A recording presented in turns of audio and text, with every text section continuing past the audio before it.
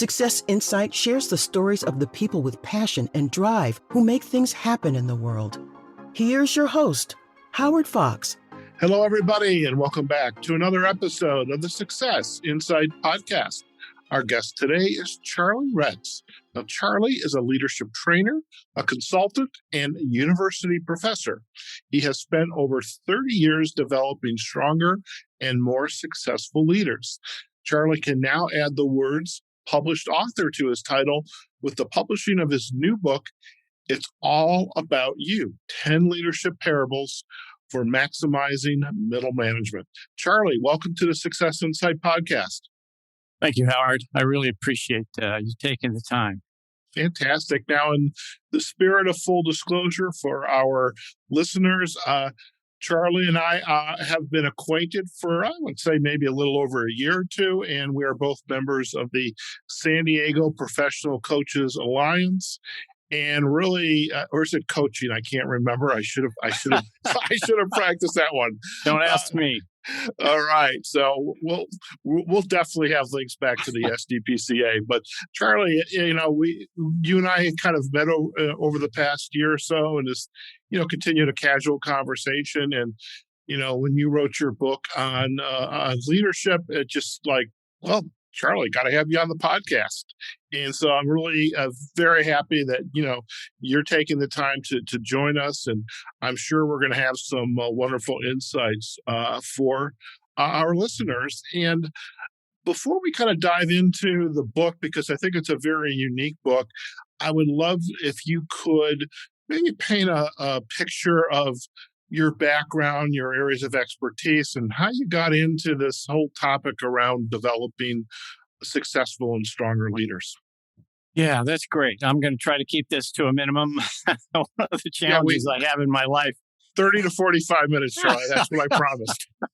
The challenges in my life is telling people about my life. It's just too long. But my background is radio and television at the beginning, just going to get a degree at Arizona State and wasn't sure what I was going to do with my life. But then I got an opportunity to go over to Japan and live for a couple of years and work with National Panasonic in teaching their executives communications because I had a degree and I had a sponsor that would bring me over. Came back. I was going to live in Japan the rest of my life. I just really loved it.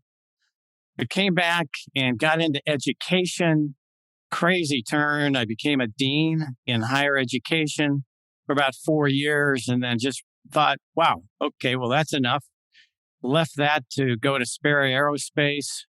And they got me into staffing and HR. And that's where I fell in love with training. Because they basically made me choose a direction. And so I chose HR and I chose training, went to a large utility in Arizona, spent 24 years in HR there doing customer services and actually being the manager of training for all 6,000 employees for a number of years. That's when I decided to go get my doctorate, not because I wanted to be smarter, but because I was scared to death that I was going to lose my job because I had no idea how adults learned.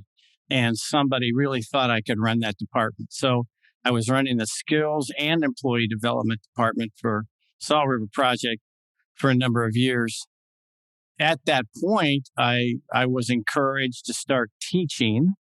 And so I did. And I've spent about, 30 plus years being an adjunct professor in management and leadership.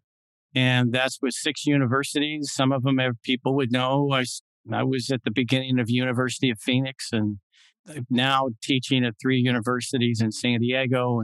And that's my love and that's my passion. And thus get to the point of the book. For years, people have been saying, have you written down any of your stories? They're just crazy. You just have a different take on leadership than we've heard. Why don't you write a book? And 5 years ago, I started one. And it took me 5 years to actually finish it. Fantastic. And okay, so now I want to kind of go back a little bit to the start of the story. So you were over in Japan. Now, you were actually teaching leadership over there, or was that? No, I was really interested. I had a friend who was a missionary over there, and he just happened to be visiting me after I graduated from Arizona State.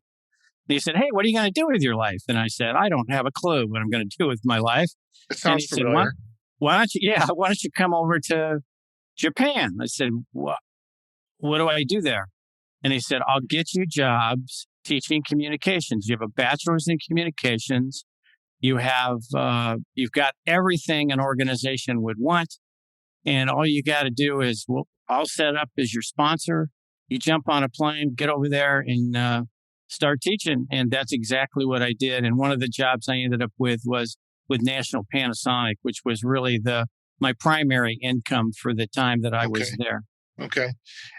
How was it culturally for you? Obviously growing up in the United States, Right. but you're in a very different culture over there. How was that? Absolutely.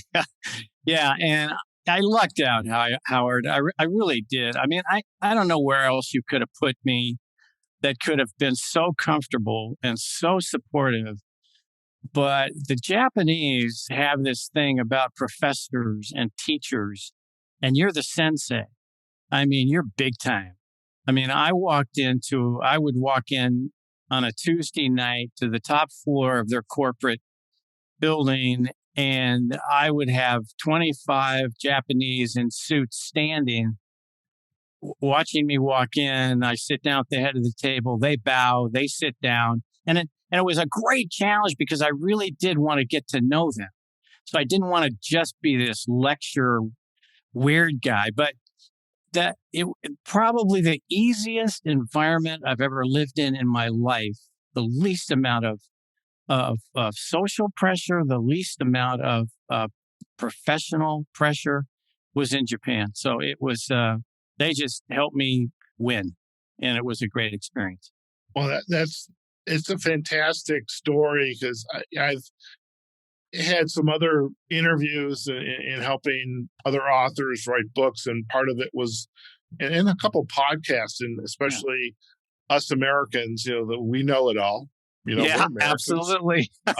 Absolutely. And it's a very quick. It can either be a very quick crash and burn because they don't work that way. That's not their mindset. But somehow you had a very supportive culture and organization working with you, and sounds like that was a fantastic experience. Yeah, I think you really hit the nail on the head, Howard. And so it was a great experience for me. And I lined up with their values because their core values were so strong in integrity, in caring, in humility, frankly. And all of those has never been a problem for me. In fact, as we speak about leadership, I mean, they're going to be at the foundation of the reasons that I was always successful in any leadership position that I took, because I've always been intentional and deliberate in caring for people and believing that is a huge part of leadership, that it was about me. It wasn't just about them, but it was about who I was and who I wanted to be for them, so that then they could turn into the people and the person and the leader that they wanted to become. I didn't want them to become me. I wanted them to become them. And the culture just helped that. And I think that really was the beginning for me in terms of understanding how to really influence adults in the long term. When you talk about being intentional and deliberate, I'm curious whether this has always been a part of Charlie Retts' DNA, or was this something that was perhaps developed, through maybe our parents, our leader, our big brother or sister, somebody influenced you, or has that in some shape or fashion been a part of your DNA? I think it's been both, Howard. I think if you look at it, probably, I'm guessing this is probably true for for most people, maybe harder in one area than another. But it has always really been, I think, even in high school when I was in leadership positions and I would, playing sports and wanting to be my best. And it was always that I figured out early on that if I was truly going to be successful, it was going to happen if I really trusted and believed in other people, not just me. That you know what I mean? I mean, I know people talk about team and all that kind of stuff, and they really believe in it, and they really should, because the one realization about being in a leadership position, if you get into close to executives and management, like I was with Salt River Project in Arizona, and for a number of years, is that you're not the guy making it happen. There's a great book that I've probably sold more copies than the person that authored it, but it's called Good to Great. And oh yeah, he talks about getting the right people on the bus. And I've never forgotten that. It's an old book, but I just never forgot. It's about the people that are reporting to you, and it's about you in terms of taking responsibility in helping them become the people that they want to be, and also helping them reach their potential, whatever that potential is. And frankly, Howard, I'll tell you, people are saying, well, I hate firing people. And there's so much about leadership conflict and all this. I said, listen, that's not the challenge. I mean, if you're going to have an adult relationship with somebody, conflict is not a dirty word. You're just saying, hey, we're coming to work every day from 8 to 5. I'd like you to do your best, and I'm going to do my best. So let's consistently talk about what that best looks like. And, if you're not doing your best, then there's going to be times where I'm going to, have a conversation with you and say, hey, I'm not getting everything that I really need from you.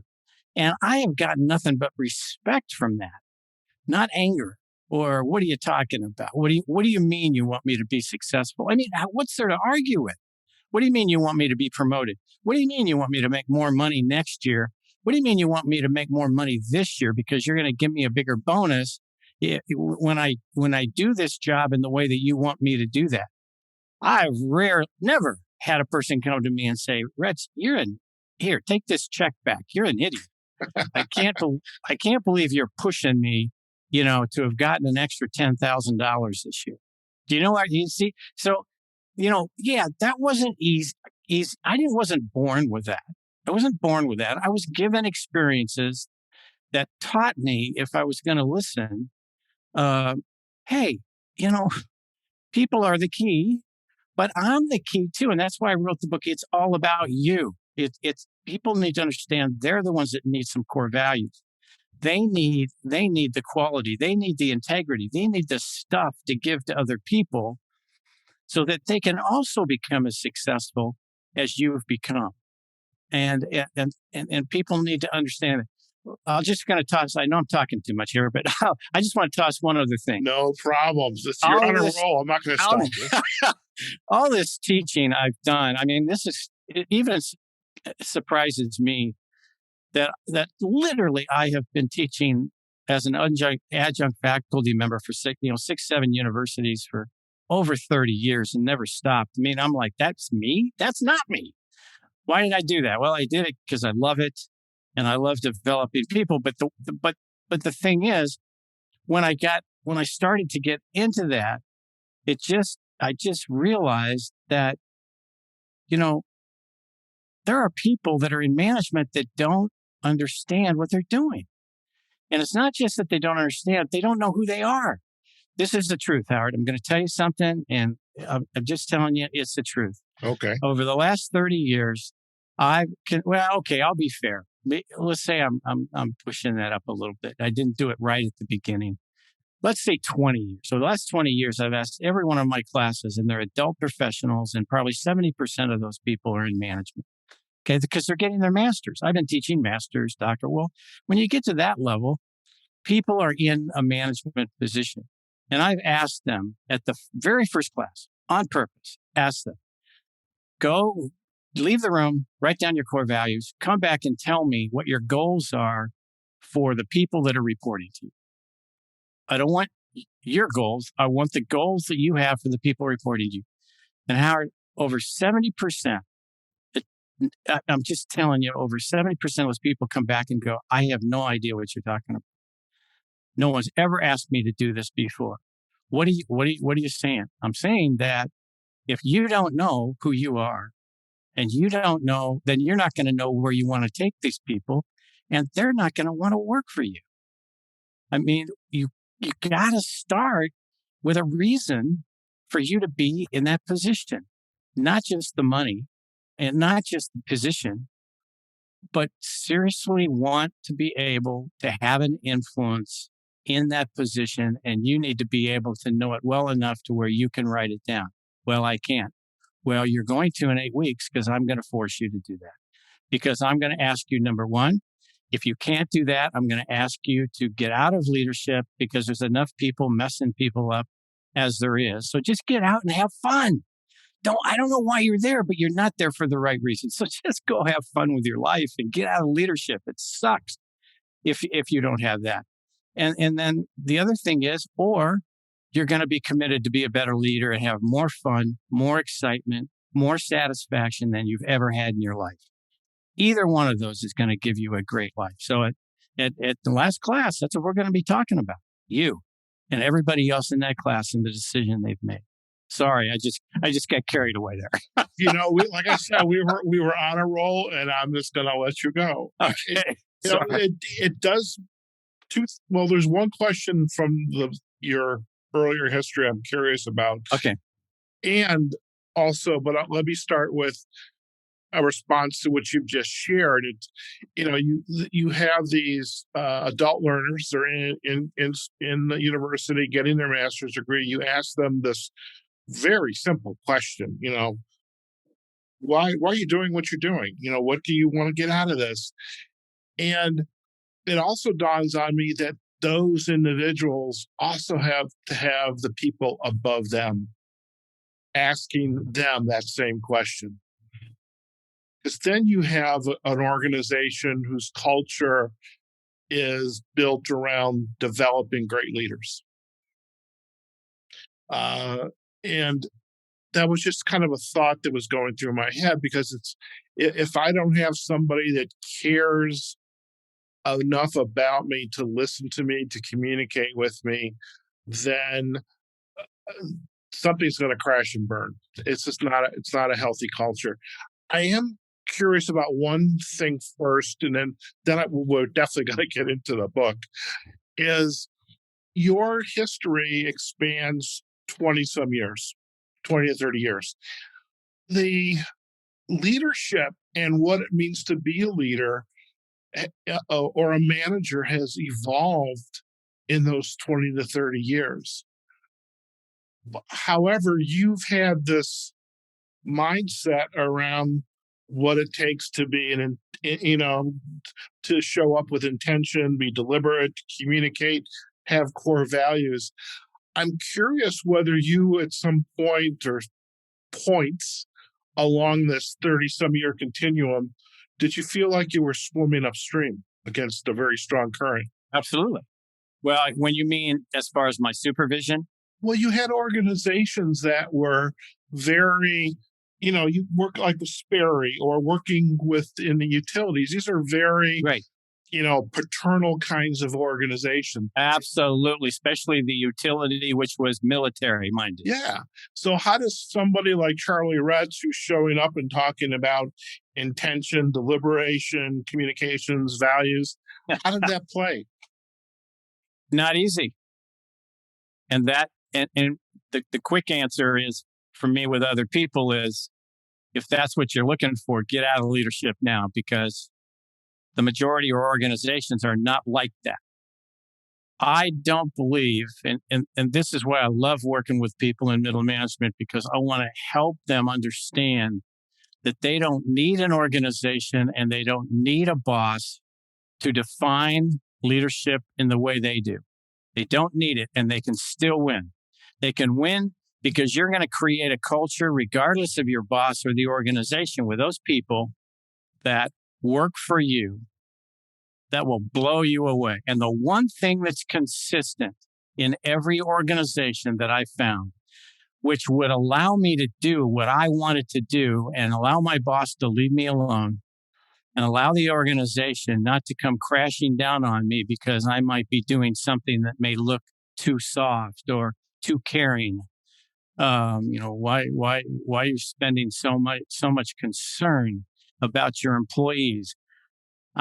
When we get to our employee, when we get to the employee review, they talk about one thing: results. That's it. I will tell you, Howard, that I have had one person, and I just met him this last week in Arizona, and I hadn't seen him for 20 years.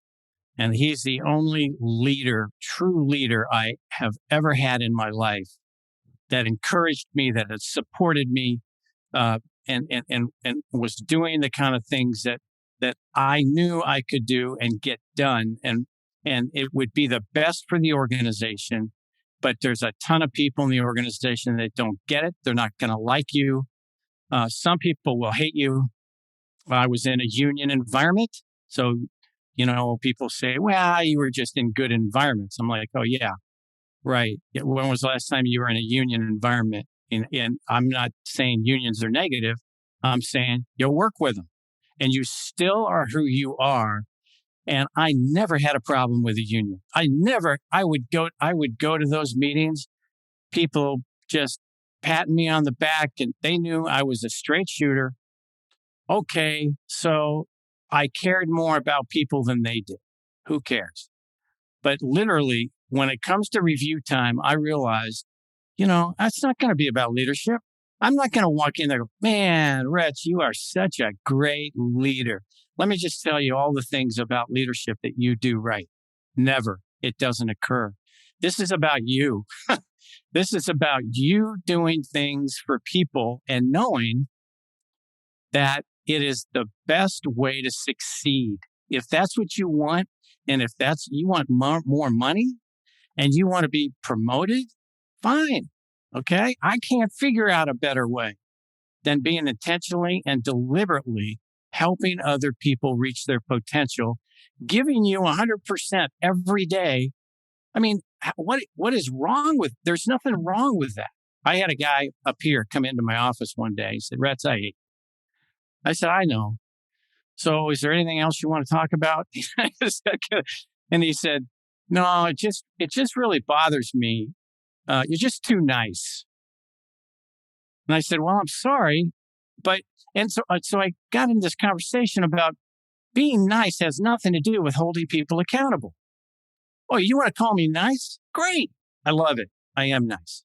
I've been trying to be nice my whole life. Now, you come in here and tell me I'm not holding my people accountable for 100% of what the work they're doing. Now we got an argument, because that is not true. And I'm sorry if my people give me 100% every day and yours don't. You got to figure that out. Okay. And that's the point. That's where the power is. The power is in the folks that are reporting to you, not with you. End of story. Gotcha. Fantastic. All right. Let's now shift, because I want you to respond back to my other statement about, it's you as the manager. You're a nice guy, but you're also 100% holding your team accountable to whatever commitments have been made, and you expect to see results, and you're going to work through that with them. And you also have your leaders who are looking down at you, and it would seem to me that they also have to have a similar message as well, because if they don't, then you're just this bright star in the middle of the sky, and everything else is maybe not as good. So how does that work? You got to be really creative. It's tough at first, but Howard, you hit the nail on the head again. Every once in a while, I do that, by the way. You know, example, and I've got stories in my book. And these are the kind of stories that people typically have been asking me about and like to hear. But I remember when I was asked to take over a telephone center. And if anybody's been in a telephone center, they know it's a tough job. This particular telephone center, which I will not name, was answering their telephones in an average of 30 minutes. Their top competitor was answering their phones in an average of 30 seconds. I was managing the training department. I had never answered a telephone in my life. I have an executive manager come to me who I had worked with. He was reorganizing his whole department, said, I want you to take over the telephone center. I said, okay, that's crazy because I've never answered a phone. But if you can answer one question and I've got the answer for it, then I'll do it. But there's only one answer. What's that? Why? Why do you want me to do it? I don't know. The biggest reason is that I know it's a people problem. It's not a telephone problem. I said, you got the answer. I'll start when you want me to start. I can do people. I don't do phones. I don't do technology. I don't do any of those things. And it's one of the reasons I'm a great supervisor, because I don't do things I don't do. I get people to do those things, and I ask them to do that 100% because I tell them I'm not going to get in your face because I don't like this stuff anyway. So we're going to figure it out. But to your point, you have to start with your team. You have to start with, do you have the right people on the bus? Do you have the right, do they honestly, and this isn't going to happen in 24 hours. Okay. So that's why I say it's tough, because when I was asked to do that, it took me about a year to get the right staff that was really with me 100%. Let's go. Let's become the best phone center in the Western United States, which we did, and which we did get it down to 30 seconds, but it took us 4 years. It's fun for me to come to work and do a really good job and get thanked by people I'm talking to rather than cussed at. Man, why didn't I see this before? But it is true that people get set in their ways. And even if it's a terrible environment, they don't want change. Change can be more terrifying for people than other benefits. And so I'm in there saying, hey, guys, there's 1,000 phone calls waiting at 8 a.m. and there's 1,000 phone calls waiting at 5 o'clock at night. That's not fun. No, it sucks. So why don't we change it? No, I don't think so. So I'm not a psychologist, so I don't get that, but that's not my job. I love it. So at long last, Charlie, let's talk. Well, did I answer your question? Well, yes, sure. You have to have people reporting to you that are absolutely in the game and 100%. Yeah. And that's your first job, not the employees. It's, I got to get people that look like me and talk like me and smell like me, because otherwise you're going in 10 different directions and you will not get it done. Everybody let's take away Jim Collins's, bus analogy. This is kind of like the scullers out in the middle of the water. If people are not all in sync with each other, that little whatever you call that thing is not going to be moving very well. And it's going to be moving in a circle or just dead in the water. So as you created this book, I mean, this is what I would call an airplane book, Charlie.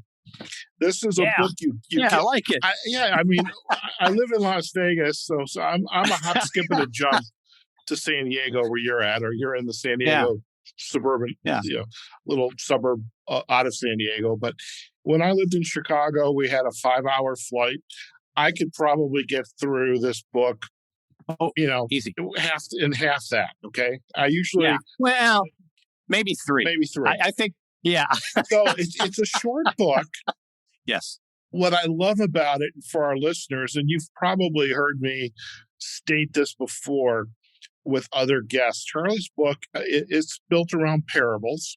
There's 10 chapters, and within each chapter, relatively short chapters, there's a place to take notes because Charlie asks some very important questions, which, by the way, Charlie, I absolutely love, because I think a book like this needs to be consumed. That would be the word I would use, and put in with principles that each individual can put into practice in their own unique way. And perfect. How did you arrive? I mean, you've had 20 some years to think about this. Right. How did you arrive at these 10 parables?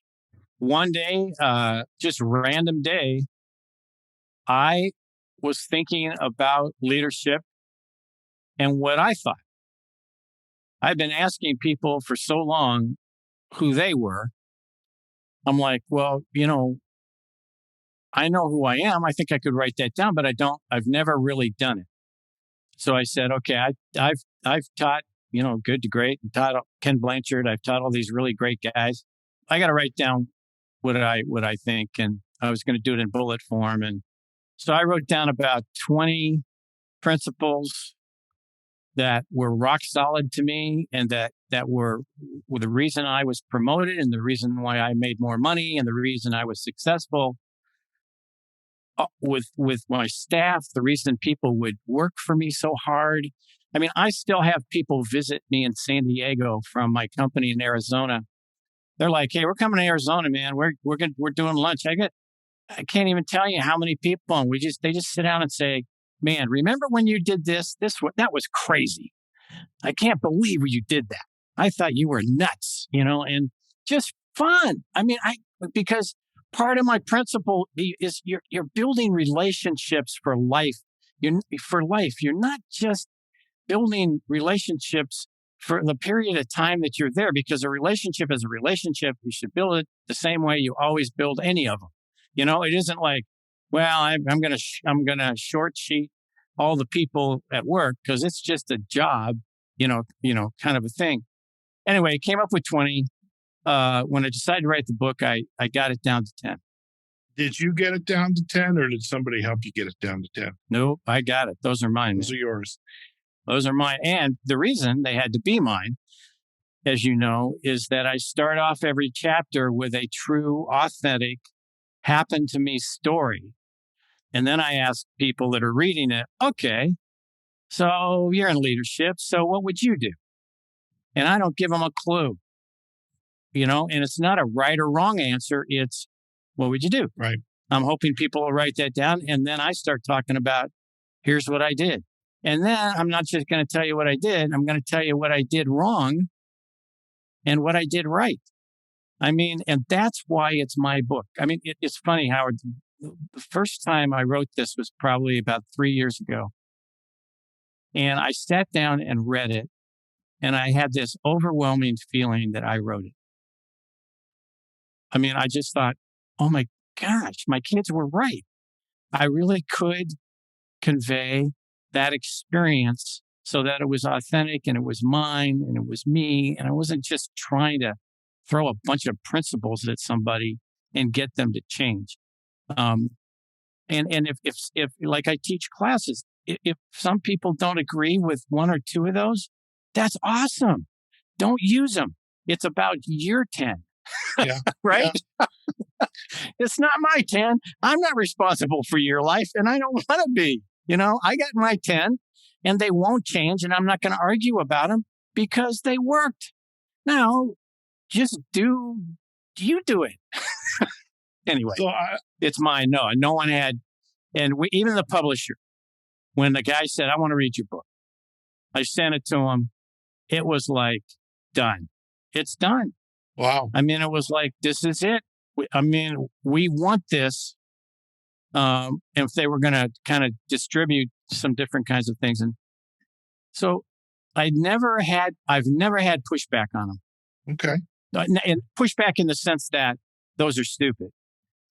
Now, pushback on like, well, I couldn't really, that doesn't make as much sense to me as it makes to you. You know what I mean? Sure.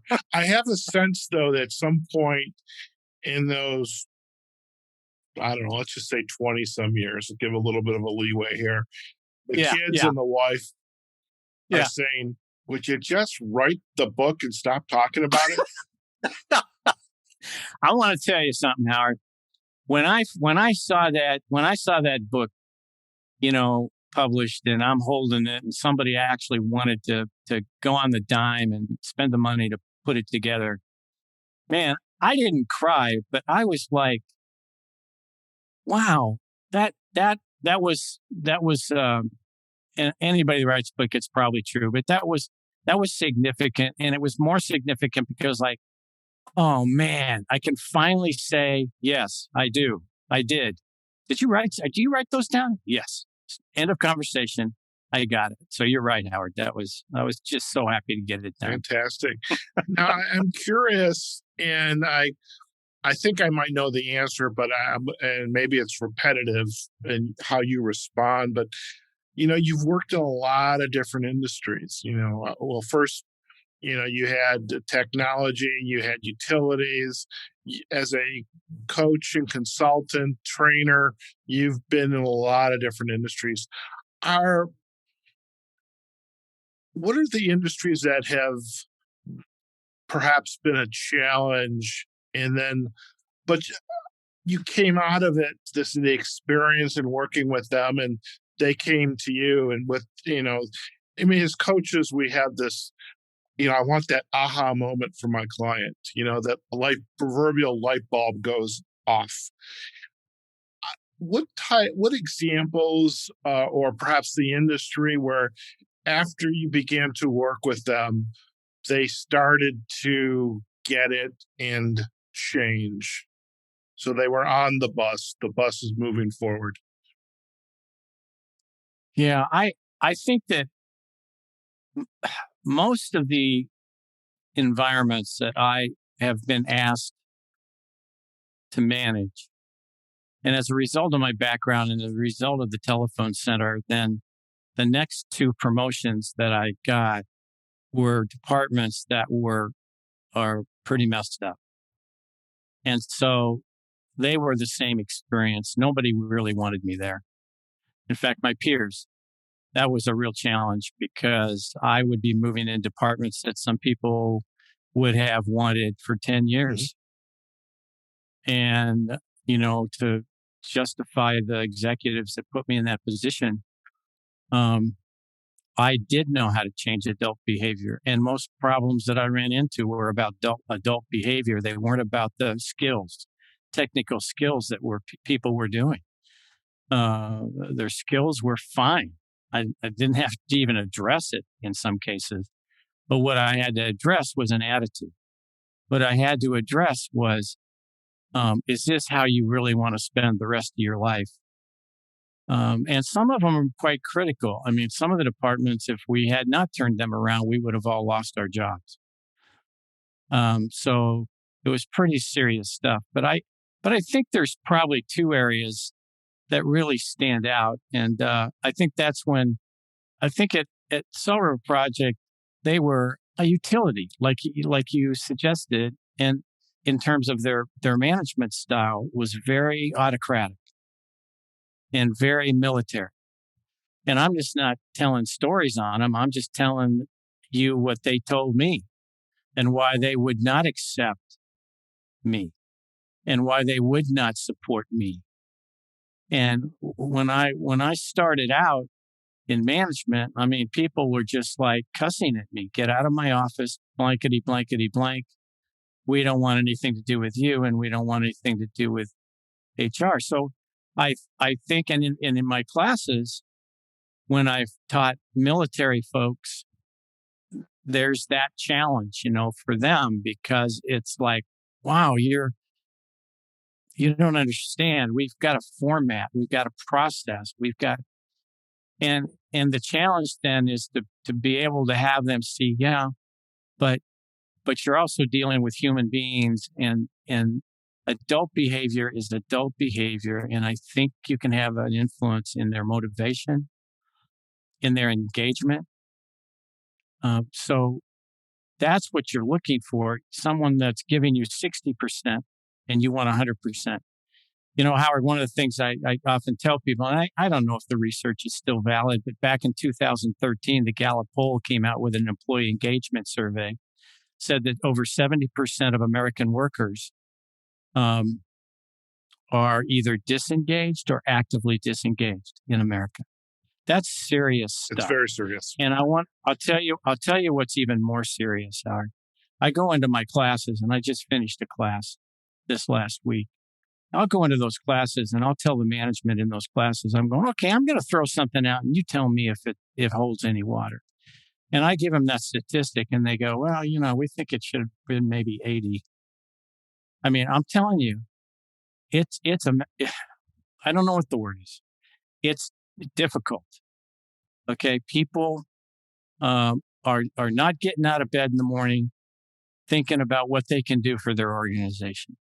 It's just not happening. So I have a question, and this is perhaps somewhat of a gotcha kind of question or put you on the spot kind of question. Sure. I know I warned. I know I said I wouldn't do that, but Charlie, it's my show. I can do what I want. No, I love it. I love it. I love it.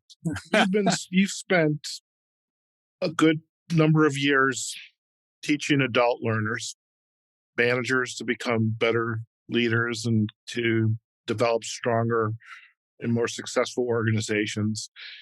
And then you go and you ask your class last week when it ended, what should the statistic have been? Well, it should have been more like 80%. So you're obviously making an impact on them in the class, and the class before that. You've got this great book, 10 Parables, opportunity to learn and reflect. I haven't used the book yet, but I know you will. I know you will. What's going on you're doing your best to make a dent. Okay, develop better leaders and how they show up, more deliberate, etc. But yet they say it's more like 80%. So where's the disconnect? Well, I think what I meant there was when they say 80%, I don't believe them. I mean, I think they're kind of joking, but what they're really saying to me is, it's worse than you think, Charlie. I realize that 70% is a high amount. And we'd like to get that down, but we're thinking it's almost worse than that. We don't have that many employees that we can really count on to come to work and give us 100% every day because they believe in the organization or they believe in us, or they just want to do a good job. They just want to be their best. You can't change. The interesting thing I can't make them be something, and I'm not trying to. Sure. What I'm trying to do is say, look, you know what your objectives are in your organization. And you also know, and I know, that it's difficult to get adults to believe, trust, give you all these things that the world says, well, you can't trust management. You can't trust your organization. They're not going to take care of you. I mean, what are you thinking? You're really going to, give everything you got? Is it really worth that? And I don't reach everybody. It's been a really good question if you'd say, okay, so how many, probably because I don't have an answer, but how many do you think I'm really affecting in terms of leaving and really changing? And I'll tell you that with everything I'm trying to do and say and teach and get to know these guys and help them, I've got to believe that the percentage of those people that really want to take the time to be that kind of leader be maybe 40% out of a class. But that's okay with me. I'd do it if it was 1%. If I could change one person, I would do it. I get that, and I've heard that, but it's just. And I was just thinking, here's a guy who is made his life's work to go in and help develop stronger, more successful leaders. And departments, because I don't want to get fired. Sure. And departments.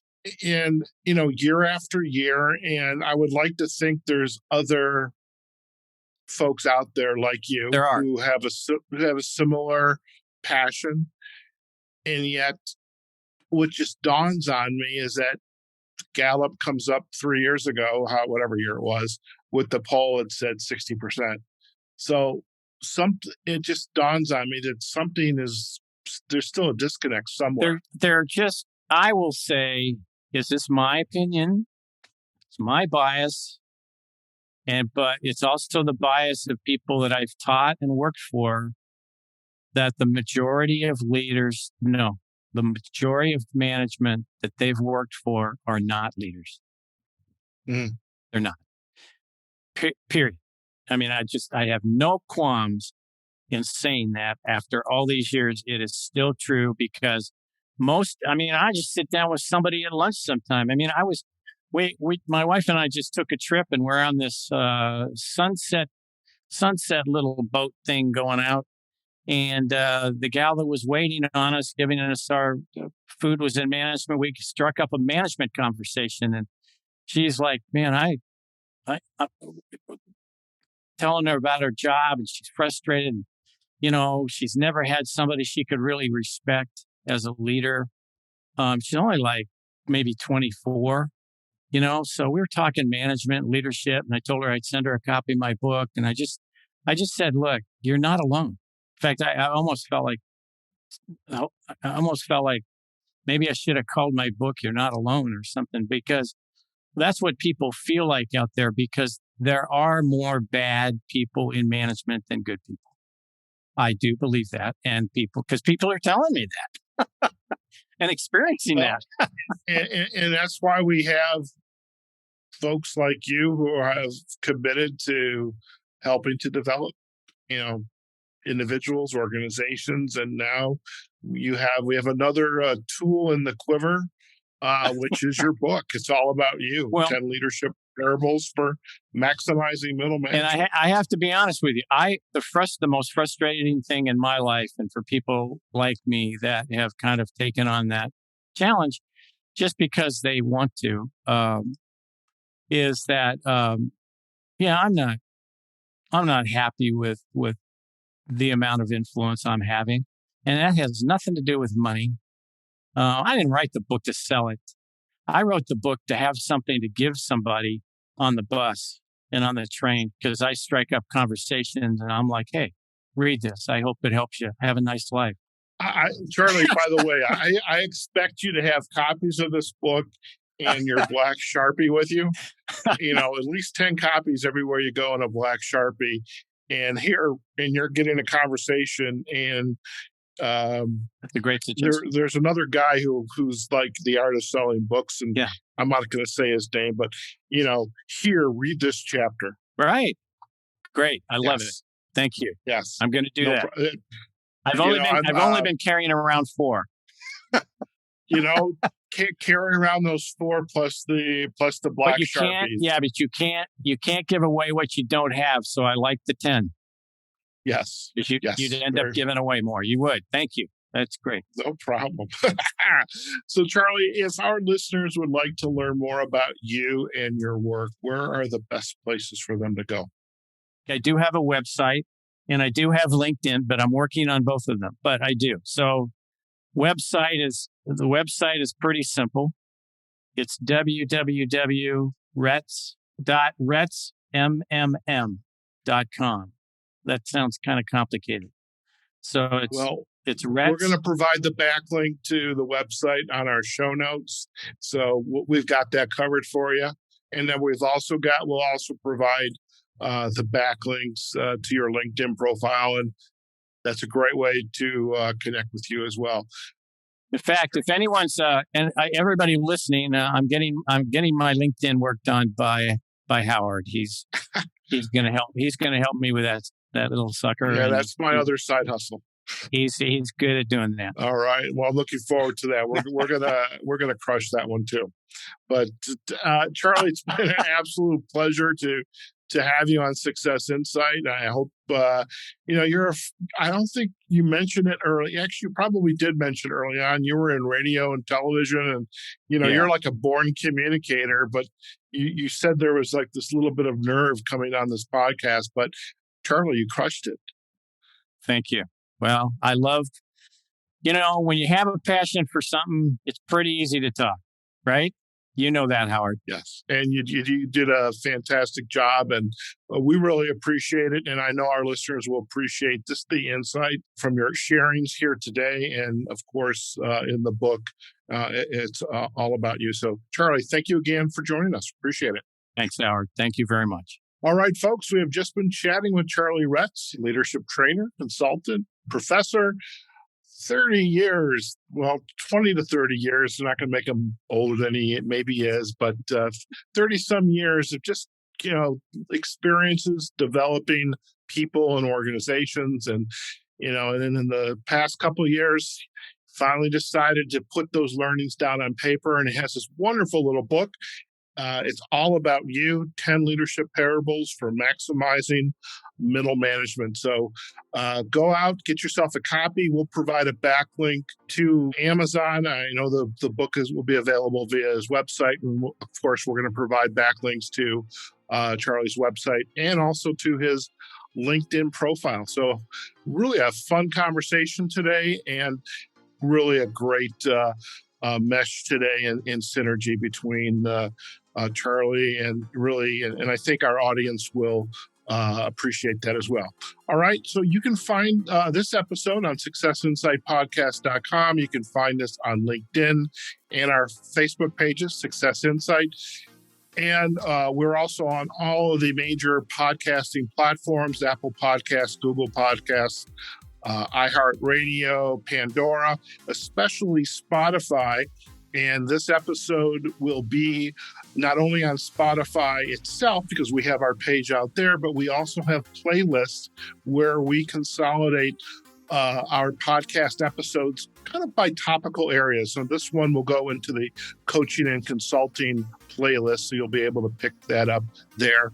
Wherever you find us, do let us know what you thought about today's episode, or any episode for that matter, and leave your comments. But above all, we do hope you enjoyed your time with us, and we hope to see you on another episode of the Success Insight Podcast. Take care now. Success Insight is a production of Fox Coaching and First Story Strategies. Find us online, successinsightpodcast.com.